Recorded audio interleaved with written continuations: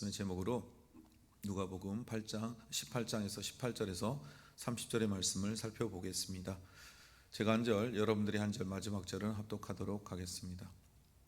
어떤 관리가 물어 이르되 선한 선생님이여 내가 무엇을 하여야 영생을 얻으리까? 예수께서 이르시되 내가 어찌하여 나를 선하다 일컫느냐 하나님의 한 분 외에는 선한 이가 없느니라.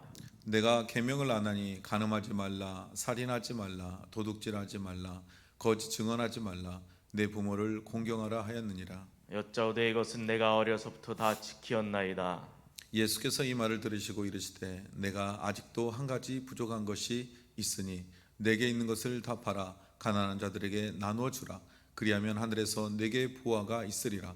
그리고 와서 나를 따르라 하시니 그 사람이 큰 부자이므로 이 말씀을 듣고 심히 근심하더라. 예수께서 그를 보시고 이르시되 재물이 있는 자는 하나님의 나라에 들어가기가 얼마나 어려운지 낙타가 바늘기로 돌아가는 것이 부자가 하나님의 나라에 들어가는 것보다 쉬우리나 하시니 듣는 자들이 이르되 그런즉 누가 구원을 얻을 수 있나이까? 이르시되 무릇 사람이 할 수 없는 것을 하나님은 하실 수 있느니라. 베드로가 여짜오되 보옵소서 우리가 우리의 것을 다 버리고 주를 따랐나이다. 이르시되 내가 진실로 너에게 이르노니 하나님의 나라를 위하여 집이나 아내나 형제나 부모나 자녀를 버린 자는 함께 읽겠습니다. 현세 여러 배를 받고 내세 영생을 받지 못할 자가 없느니라 하시니라. 아멘. 오늘은 예수님께서 예루살렘으로 가는 길 가운데 만난 한 청년의 이야기가 기록되어 있습니다. 그런데 이 청년은 다름 아닌 부자인 청년이었습니다. 또 그리고 청년임에도 불구하고 관리직을 맡고 있던 유능한 청년이었습니다. 그런데 그 청년에게 있어서 한 가지 큰 고민이 있었는데요. 그 마음속에 목마름이 있었는데 그것이 무엇이냐? 다름 아닌 영생에 대한 목마름이었습니다. 그래서 예수님께와 그가 자신의 목마름에 대해서 이렇게 표현합니다. 내가 무엇을 하여야 영생을 얻으리까? 그런데 그를 향하여 예수님이 이렇게 말하죠. 내가 어찌하여 나를 선하다 일컫느냐? 자, 예수님이 그러면서 이렇게 말하죠. 하나님 한 분에는 선한 이가 없느니라. 그런데 이걸 마태복음 말씀에 보면 선한 이가 없다. 이 선하다는 이 부분 안에서 이 선한 일에 대해서 말씀하고 있습니다. 결론은 선한 일에 대해서 오늘 이 한 관리, 즉 부자 청년이 질문하고 있는데요. 그것에 대해서 예수님이 또 말하는 것은 이 사람들이 지금 자신을 따르고 있는 많은 사람들이 자신을 누구라고 여기지 않죠? 하나님이라 여기지 않아요. 그래서 자신이 사실 선하신 분이죠. 왜요? 하나님이시니까. 그럼에도 불구하고 그들의 관점의 눈높이에 시선을 맞춰 이 땅에 선하신 분은 하나님밖에 없다. 이 세상에. 그렇게 가르치고 있는 것입니다. 그러면서 그를 향하여 이렇게 말씀해요. 그 첫 번째 18절의 말씀으로 돌아가서 그가 정말 목말라 했던 그 영생에 대해서 예수님이 말씀하시기를 내가 계명을 안다라고 말합니다. 간음하지 말라, 살인하지 말라, 도둑질하지 말라, 거짓 증언하지 말라, 내 부모를 공경하라 하였느니라. 여짜오되 이것은 내가 어려서부터 다 지켰나이다. 여러분, 이 부자 청년은 어떤 사람이에요? 오늘 예수님이 보기에도 심히 사랑스러운 청년이었다라고 다른 복음서에서는 기록하고 있어요. 여러분, 그는 어떤 사람이냐? 하나님의 율법의 말씀을 잘 지켰던 사람이. 언제부터요? 어렸을 때부터. 그리고 간음하지 말고, 살인하지 말고, 도둑질하지 말고, 거짓 증언하지 말고, 내 부모를 공경하라. 여러분, 십계명의 이 5계명부터 십계명의 말씀이 주는 의미는 이웃에 대한 사랑의 부분이. 1계명부터 4계명은 하나님을 사랑하는 부분이었고 5계명부터 10계명은 이웃 사랑에 대한 부분을 쭉 나열해서 말씀하고 있는 거예요. 그런데 그가 이러죠. 내가 어려서부터 다 지켰나이다. 여러분, 이 청년은 거짓말한 게 아니에요. 자신은 정말 어렸을 때부터 하나님의 율법의 말씀을 철저하게 잘 지키는 사람이었다고 생각했어요. 오늘 복음에는 그냥 어떤 관리가 선생님 앞에 나와 물었다라고 되어 있지만 여러분, 마태복음은 그가 와서 무릎을 꿇고라고 되어 있어요. 무릎을 꿇었다는 것은 여러분 아무나 무릎을 꿇는 게 아니죠. 자신의 신부를 낮춰서 오늘 자신이 랍비라는 그 선생 앞에 무릎을 꿇고 진짜 자신이 목말라는 영생에 대해서 질문했다라는 거예요. 그런데 오늘 예수님은요, 이 부자 청년에 대해서 그가 정말 궁금했던 그것 가운데 그가 정말 알고 깨달아야 될 부분에 대해서 지적해 주는 것이었어요. 여러분, 율법을 다 지킨 청년, 부자인 청년, 그리고 진리에 대한 목마름을 가지고 있었던 자, 그리고 영생을 무엇을 하여야 얻을지에 대한 그 목마름을 가졌던 그 청년을 향해서 예수님은 그가 어떤 자인지를 너무나 잘 알고 있었어요. 물론 이 부분을 잘 지키고 있는지도 알고 있었어요. 그러나 여기서 중요한 게 있어요. 하나님은요, 사람의 중심을 보시는 분이에요. 이들은 율법을 통해 말씀을 지키면 된다고 생각했어요. 행위적인 모습으로 영원한 생명을 얻는다고 생각했어요. 여러분, 유대의 부자들에게 있어서 가장 부자들뿐 아니라 유대의 모든 사람들이 가지고 있었던 통념이 있는데요, 부는 하나님이 주신 거라고 생각했어요. 왜요? 아브라함에게 부를 주셨던 거는 누구예요? 하나님이에요. 그러기에 자신이 받았던 부 또한도 하나님이 주신 부로 생각하고 있었기에, 여러분, 하나님이 복을 주는 자는 어때요? 하나님의 사랑을 받는 자예요. 하나님이 신뢰하는 자라고 착각하고 있는 거예요.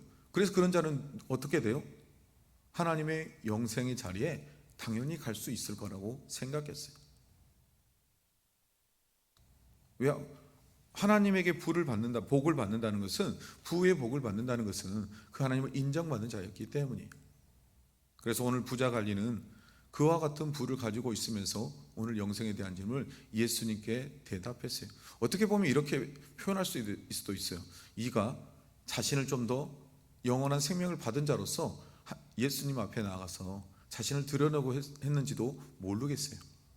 본문에 명확하게 설명되어 있지 않지만, 그러나 다른 복음서에 예수님이 그를 사랑했다는 것을 보면 그는 진실된 마음으로 율법의 말씀을 준수했는 하는 청년이었음을 우리는 알 수 있습니다. 자, 그런데 그가 어려서부터 잘 알고 지켰다라는 것에 대해서 우리는 한 가지 생각해 봐야 돼요. 여러분, 유대 사회는요, 젊은이가 부자가 될 수 없는 사회적 구조를 가지고 있어요. 부는 누구를 통해서 받아야 돼요? 부모를 통해서. 그럼 이 청년이 부자라는 건 뭐예요? 그의 부모가 아주 많은 금수저라는 거예요. 그런데 이 금수저들이 갖는 특징은 뭐냐? 하나님의 율법의 말씀을 잘 지킬 수 있었어요. 왜요? 자신이 다른 것에 신경 쓸 필요가 없었으니까. 내가 마음 먹고 율법의 말씀을 따르고자 했으면 그걸 지키는 데 힘과 에너지를 쏟을 수 있었어요. 그런데 그가 부를 통하여 하나님의 율법의 말씀을 준수하는 동안 그들 때문에 하나님의 말씀을 지키지 못하는 자들이 있었어요. 여러분, 누구예요? 그의 종된 자들, 그의 관리 아래에 있는 사람들. 자신은 주일에 안식일을 지키러 예배하러 가요. 그런데 다른 자신의 종들에게 뭘 시켜요? 일을 시켜놓고 가요. 그럼 이 돈이 없는 가난한 소외된 자들은 뭘 할 수 없어요? 안식일을 지킬 수 없어요. 하나님의 율법의 말씀을 지킬 수 없어요. 지금도 유대인들이 그런다고 그랬죠. 이방인들을 사놓고 직원으로 놓고 자신들은 안식일을 지켜요. 그러나 이방인들에게는 그날에 일을 시켜요. 여러분, 여기서 우리도 주의해야 돼요. 혹시 우리가 사업을 하는 자라면 우리도 고민해 봐야 돼요. 혹시 나 때문에 하나님의 말씀을 지키지 못하게 하는 일들이 벌어지지 않는가? 나로 인해서 누군가는 하나님의 말씀을 지키지 못하게 만들고 있는 장본인이 아닌가를 우리는 생각해 봐야 돼요. 나는 회사의 오너로서, 나는 사업체를 운영함으로써 나는 예배 자리에 나와요. 그런데 내 직원들은 여전히 일하고 있어요.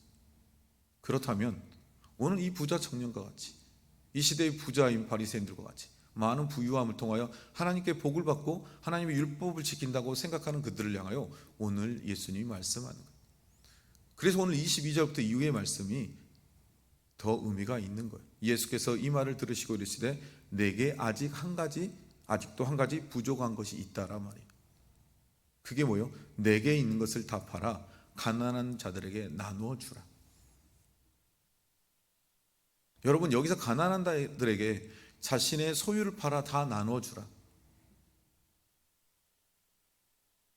여러분, 이 청년이 들을 때 굉장히 큰 고민이에요. 여러분, 부한 자는 하나님께 복을 받은 자라고 생각하고 있었어요. 그리고 그 부를 통해서 자신이 세상의 물질과 세상의 것들에 대한 염려를 가지고 갖지 않고 하나님의 말씀을 준행할 수 있는데 이거를 버리라고 하는 거예요. 나름 이것을 통해서 나는 하나님의 말씀을 지킬 수 있는 큰 기본적인 백그라운드가 되는데 이거를 버리라는 거 굉장히 이 부자 청년에게 큰 도전이에요. 그리고 그 가난한 자들에게 나누어 주라는 거예요. 네가 누렸던 그것들을 나누어 줄 수 있느냐라고 물어보는 거예요. 그리하면 하늘에서 내게 보화가 있으리라. 이 땅에서 너가 가지고 있는 그 부보다 하나님 나라의 부를 추구하라고 하는 거예요. 여러분, 계속해서 말씀은, 예수님이 말씀하는 것은 하나님 나라에 대해서 말씀하는 거예요.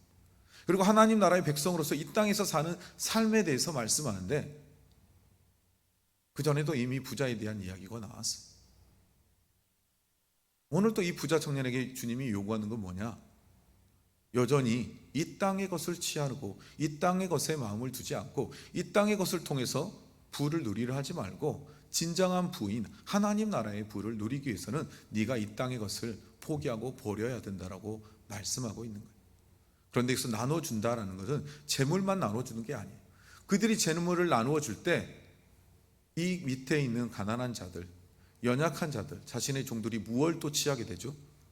하나님의 율법의 말씀을 준수할 수 있는 은혜를 또 취하게 되는 거예요. 그들이 돈만 나눠주는 게 아니라 하나님의 율법의 말씀을 따를 수 있는 시간과 삶의 여유를 공급해 주는 것임을 우리는 기억해야 돼요. 그래서 우리가 첫 번째 기억해야 될 것은 나는 누군가에게 하나님의 율법의 말씀을 따르는 삶을 살지 못하도록 붙잡고 있는 건 없나라는 질문을 내 삶에 던져봐야 돼요. 그리고 와서 뭘 하라고요? 나를 따르라. 자신은 누군가를 옥죄어 놓고 하나님의 말씀을 따르지 못하게 만들어 놓고 예수님을 따르면 그건 진정 예수님의 제자로서의 삶을 살 수 없습니다. 그래서 오늘 예수님은 너가 가진 모든 것을 나눠주고 나를 따르라고 말하는 거예요. 그런 자에게 하나님 나라의 보호가 있을 거라고 말씀해요. 그랬더니 그 부자가 어때요? 큰 부자, 큰 젊은 청년 관리였던 그 사람이 이 말씀을 듣고 심히 근심하더라. 여러분, 근심할 만하죠. 이 부가 있어서 내가 하나님의 말씀을 잘 지킬 수 있는데 이걸 나누어주면 나 또한 가난해지는데. 여러분, 하나님의 율법의 말씀을 지키는데 여러분 장애물이 될 거라 생각해. 누구는? 이 부자는. 그리고 이 부자는 하나님이 주신 이 부에 대한 복의 개념을 버릴 수가 없었어요. 유대인들이 갖고 있는 생각, 부는 하나님이 주신 거예요. 그런데 내가 이걸 버린다는 것은 하나님이 주신 복을 버리는 것, 과연 내가 지금 눈앞에 있는 이 랍비라고 하는 선생님의 말이 맞는 것인지에 대한 여러분 궁금증과 두려움도 있었겠죠. 왜요? 하나님이 주신 복이라는 것을 언제부터 배웠어요? 그는 어렸을 때부터 뼈에 사무치도록 우리가 부자인 것은 하나님이 우리에게 부를 준 거야. 여러분, 하나님이 주신 부를 버리는 건 쉽지 않아요. 더구나 하나님이 아들이라고 주장하지만 그의 눈에는 여전히 선 스승으로, 그냥 이스라엘의 스승으로 한 스승이었던 그에게 모든 것을 버리고 따른다는 것은 심히 두렵고 근심스러운 일이었다는 거예요. 그래서 그는 다른 복음서에 의하면 심히 근심하여 떠났다라고 기록되어 있어요.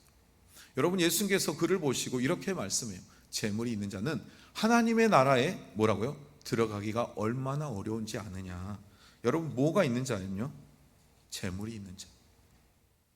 그러면서 오늘 주님이 말씀하시는 것은 낙타가 바늘귀에 들어가는 것 같이 어려움이 바로 이 재물을 우리의 마음속에 그런 마음을 주신다라는 거예요.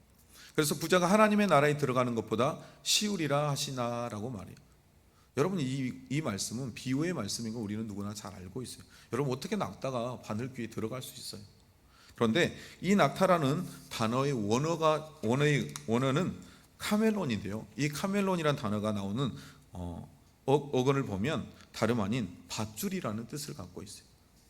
결론은 이 낙타라고 하는 이 카멜론 단어를 쓸 때 이스라엘 백성은 뭘 봐요? 이런 밧줄이 어떻게 작은 이 바늘귀에 들어갈 수 있겠어 라고 받아들인다라는 거예요. 여러분, 낙타가 들어가는 것도 어렵지만 여러분, 밧줄이 어떻게 바늘귀에 들어가요? 불가능한 일이죠. 들어가는 것보다 오히려 쉬울 것이다. 그런데 여러분, 이스라엘에 가면 성문이 있는데요, 그 성문이 저녁 오후가 되면 문이 닫힌대요.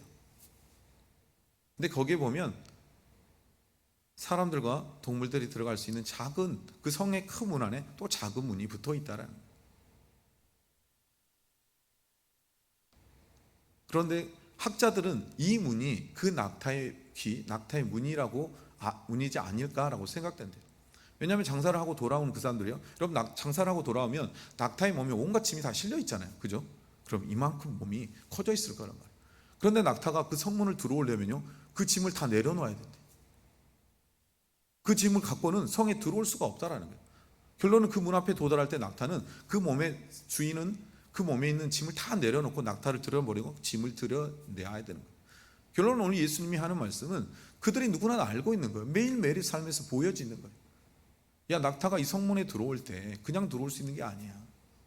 자신이 가지고 있는 것, 세상을 통해 벌어들인 것을 내려놓을 때 들어올 수 있는 것처럼 하나님의 나라, 네가 그렇게 목말라고 갈구하는 영원한 생명, 그 구원을 얻는 것은 네가 이 땅에서 그렇게 붙들고 있는 것, 네가 가지고 놓지 않는 그것을 하나하나 다 내려놓고야 들어올 수 있는 것이 하나님의 나라라고 말합니다.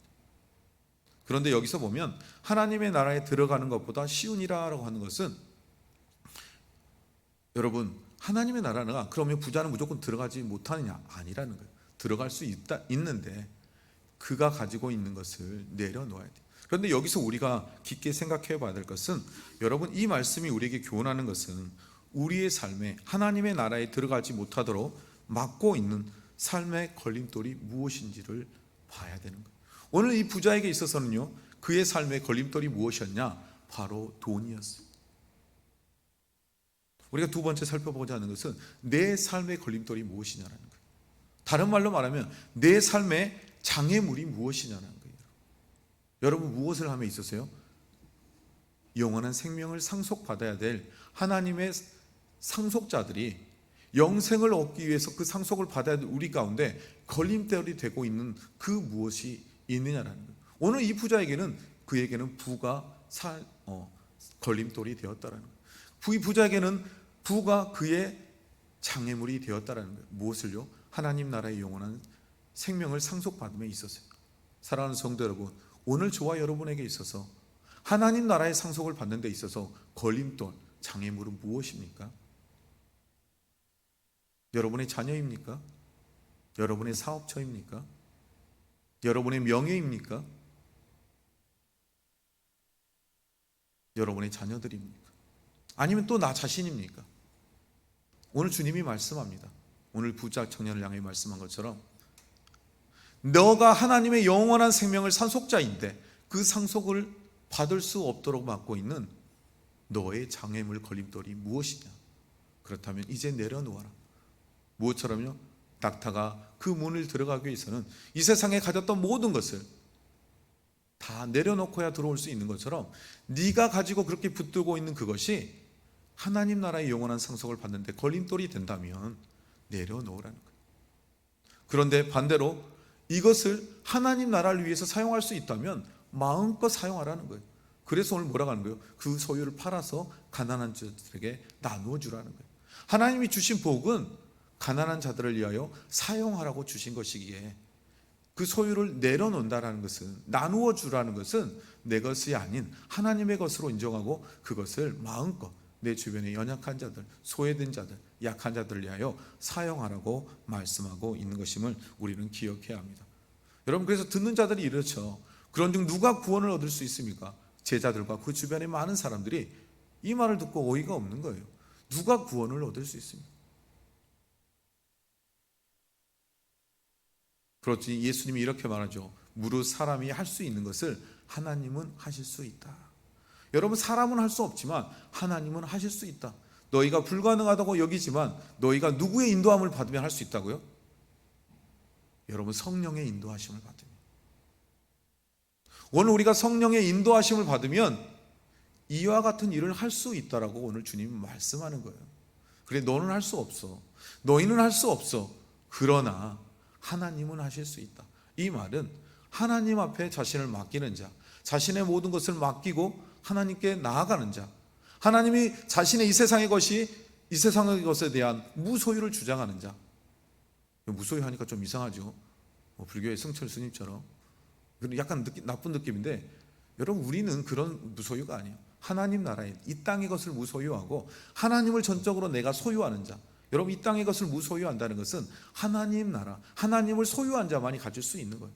여러분, 그런 자만이 하나님의 나라를 가질 수 있고, 그런 자만이 성령의 임재하심 안에 그분의 인도하심을 받을 수 있는 거예요. 그런 자는 할 수 있다는 거예요.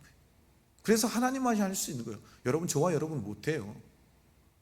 여러분, 작은 거 하나도 놓치고 싶지 않잖아요. 작은 거 하나도 내 것처럼 쥐고 싶잖아요. 그러나 우리 안에 누가 들어오면, 성령 하나님이 들어오면 어느 날부터 어떻게 변해 있어요? 누굴 보니까 막 주고 싶은 거예요. 그전에는 그렇게 쥐고 싶고 하나라도 더 쌓고 싶었는데 이제는 막 나눠주고 싶은 거예요. 왜요? 성령이 내 안에서 내 삶을 인도해 가시니까요. 사랑하는 성도 여러분, 이제 이 땅의 것을 소유하고 붙잡지 말고 하나님 나라의 보화가 있는 것, 하나님 이 땅의 것을 버리고 하나님을 소유하는 자, 하나님 나라에 소유하는 자는 무엇이든 할 수 있음을 기억하시고 그 복을 누리는 저와 여러분의 삶이 되길 주님의 이름으로 축복드립니다. 이제 마지막으로 여러분 28절부터 30절의 말씀에 보니까 그 말을 듣던 베드로가 이제 이렇게 말하죠. 우리가 우리 것을 다 버리고 주를 따랐나이다. 오늘 제자들의 모습을 통해서 예수님은 우리에게 또 교훈하는 거예요. 오늘 누가가 기록한 목적은 그것을 버리고 따르는 제자들의 통하여서 말씀하는 거예요. 우리의 것을 다 버리고 따랐나이다. 누구를요? 주를. 이르시되 내가 진실로 너희에게 이르노니 하나님의 나라를 위하여 집이나 아내나 형제나 부모나 자녀를 버린 자는 현세의 열의 배를 받고 내세의 영생을 받지 못할 자가 없느니라. 근데 좀 어렵죠. 현세의 열의 배를 받았대요. 여러분, 아내를 열의 배 받을 수 있나요? 아니죠. 여러분, 영적인 의미예요. 영적인.